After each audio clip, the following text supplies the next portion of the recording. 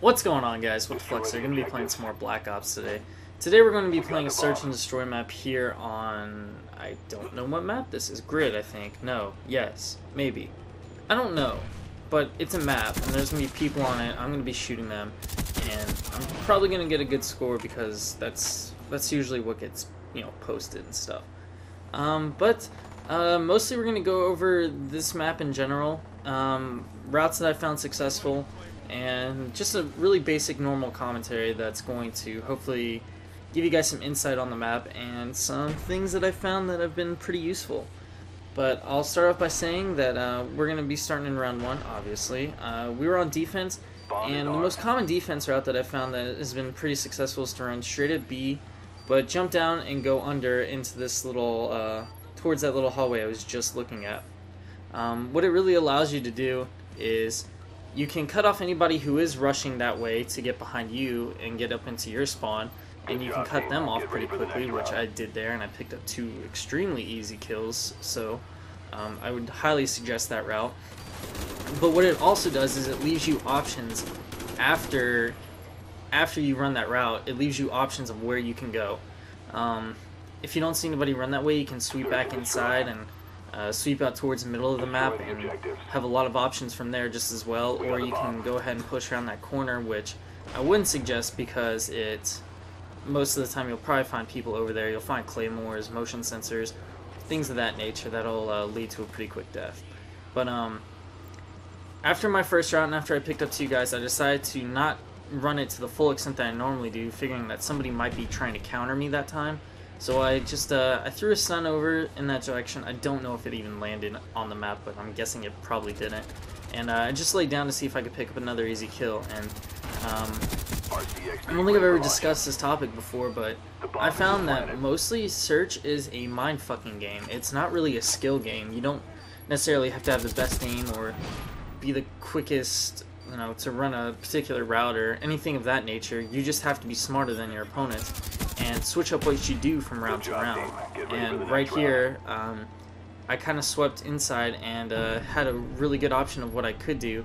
Caught the guy trying to defuse at B, and pretty easy kill there for me. So I think we're through 2 rounds here, and I think I'm 5-0 already. So already on our way to a really good match, and we're still on the attacking side. And I'm gonna go ahead and just chill out for a minute and call in some of my kill streaks, guarantee us this round, and then put us really easily on the defensive, or give us really easy wins when we're on the defensive side.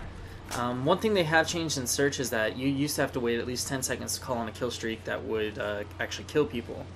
They changed it to 15 seconds, which I think is brilliant. I absolutely love that change because it doesn't make you feel like you have to rush to get to a building within an early amount of time, and people can't take advantage of that. So a really good change there.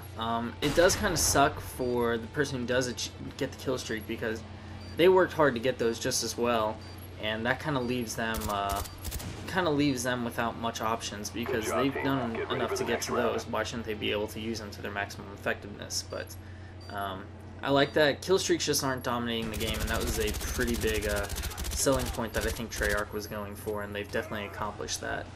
Especially if you go into any of your stats, check them out and see how many times you've actually been killed by a kill streak as opposed to a gun or a knife. And I can almost guarantee you that it is probably maybe 5. Well, no, it's probably a little. It's probably way too little. It's probably 10% of your actual deaths. And I challenge you to check that out and tell me what you see. But moving back towards tips and tricks more. So we're now on the defending side. And I like to run up into this building at least on the first round to see how many people favor running into this building. I usually do it with light weight on. And I'm going to continue this little thought because I've already started it, but the game's already over, and I think my final score was 8-0, which isn't impressive, but I've noticed that I get a lot less kills now, so it was actually really good for me. But I like to run into that building, check it out, and see how many people run in. I usually look through that window and throw a stun or something to see if I can catch some people around the corner and get some really easy kills. And what that tells me is it tells me one, which side they're more than likely going to break to, because there's usually somebody who will go ahead and just D up B right away and nobody really D's up A too much, but that's going to be pretty obvious whenever that does come. So that's my thinking and reasoning behind that, and it usually works out. And if I don't even catch anybody in the building, I can usually push out to their spawn and guarantee that I'm behind them, which is just always going to be really easy kills for you. But that'll wrap up that thought. I hope you guys enjoyed this. Final score 8-0. I hope you enjoyed it. My name is What the Flux. I'm out. Peace.